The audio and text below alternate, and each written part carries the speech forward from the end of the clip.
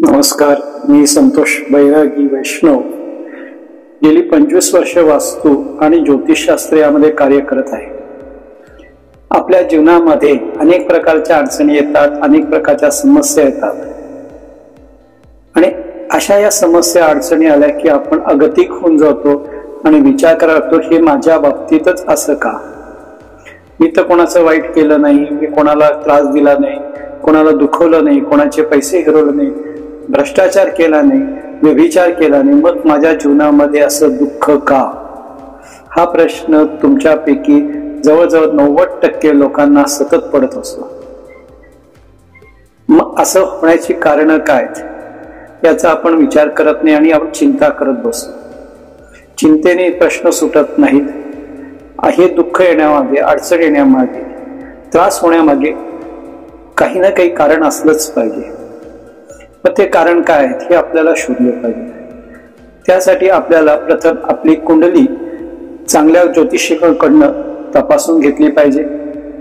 आपली वास्तू, ज्या वास्तूमध्ये आपण राहतो किंवा ज्या वास्तूमध्ये आपण व्यवसाय करत आहोत, ती वास्तू कशा प्रकारची आहे, त्यामध्ये काही अडचणी आहेत का, त्यातली ऊर्जा जी आहे सकारात्मक आहे का नकारात्मक आहे, आपल्या कुंडलीमध्ये असलेले ग्रह, त्यांची अवस्था कशी आहे, त्यांची दृष्टी कशी, गोचर कुंडली कशी आहे आणि यांची सांगड आपण जर व्यवस्थित घातली वास्तू आणि कुंडली, तर आपल्या जीवनातील हे सर्व दुःख निघून जातात।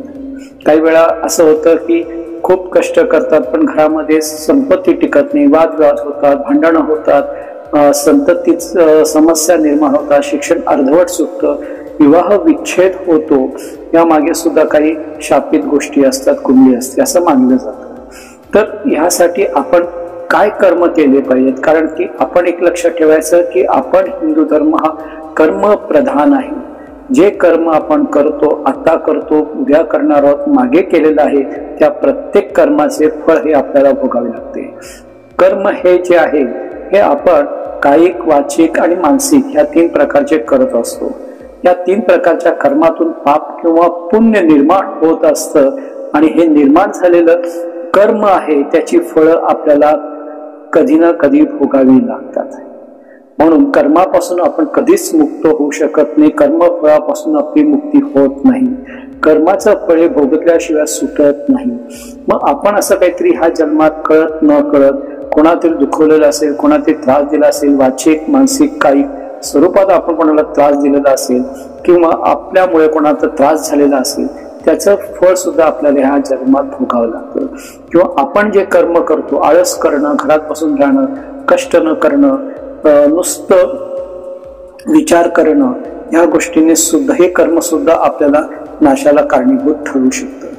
आपण काम करतो, कर्म करतो, ते कर्म हे सकारात्मक असलं पाहिजे, काहीतरी उत्पादित करणारं असलं पाहिजे आणि जेणेकरून आपल्या घरामध्ये सुख, शांती आणि आरोग्य, समृद्धी आली पाहिजे, या हेतूने केलं गेलेलं असलं पाहिजे।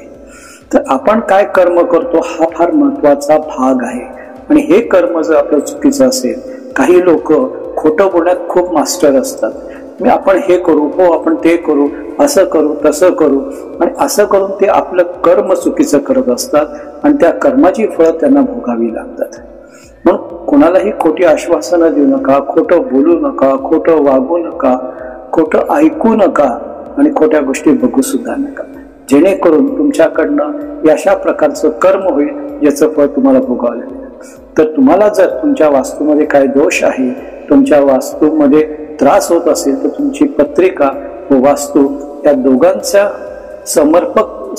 समयोग करून मी ती तपासून तुम्हाला नक्की सांगेन की तुमच्या वास्तूमध्ये आणि कुंडलीमध्ये काय दोष आहे। जे तुम्ही दूर केले तर तुमच्या जीवनामध्ये सुख, समृद्धी, आनंद, भरभराट, आरोग्य आणि धन संपदा नक्कीच येईल। जर तुम्हाला अधिक माहिती हवी असेल तर मला खालील नंबरवरती संपर्क साधा। श्री स्वामी समर्थ।